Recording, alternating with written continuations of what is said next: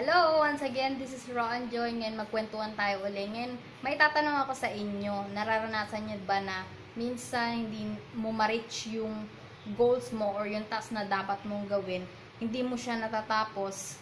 Minsan lumipas yung buwan or linggo or minsan pa nga taon. Dahil hindi mo nagagawa yung task na yun dahil sa tinatawag nating procrastination or manyana habit. Pinagpapaliban natin yung mga ginagawa natin, kaya hindi natin siya natatapos.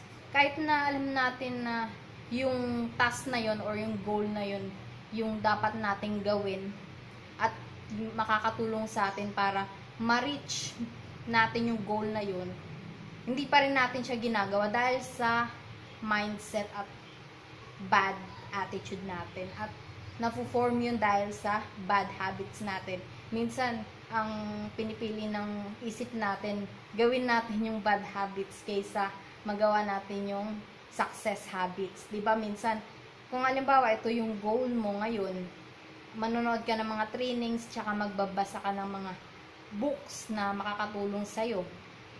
Instead na gawin yon, nanonood tayo ng mga telenovela sa TV. So, yun yung mga bad habits na ginagawa ng iba. So, ano bang dapat mong gawin para ma-prevent mo yun? May tanong ako sa iyo. Bakit ganun kapag, halimbawa, di ba may day job ka?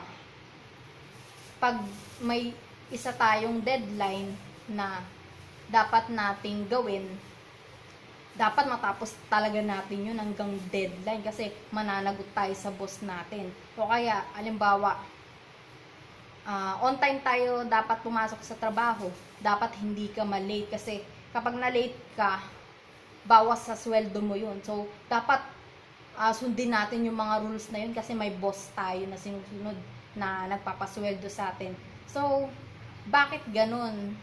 Kapag may taong nagko-command sa atin, sumusunod tayo. Pero kapag meron tayong goals sa sarili natin na dapat nating sundin, hindi natin nagagawa or hindi natin nasusunod yung sarili natin. Bakit ganun?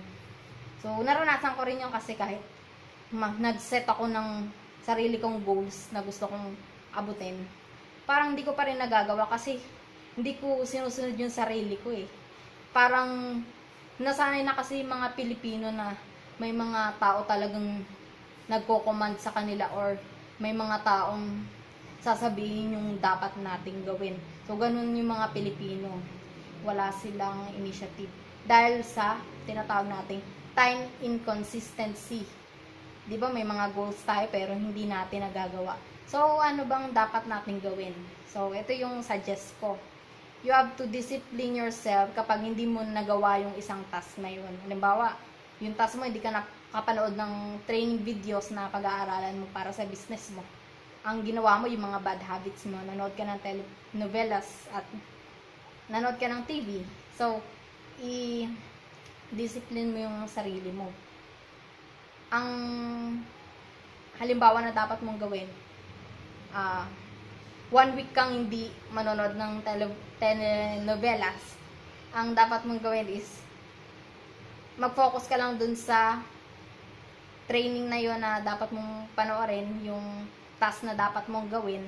So, tatanggalin mo lahat ng mga bad habits mo hanggat hindi mo natatapos yung training na yon, yung dapat mong gawin or yung task na dapat mong gawin. So, kahit anong discipline sa sarili mo na tingin mo makakatulong sa'yo, yun yung dapat mong gawin. So, i-apply mo na ito ngayon para makatulong sa sarili mo at maging consistent ka sa goals mo. And, I hope na nakatulong tong video na to kasi ito talaga yung action na ginawa ko dati nung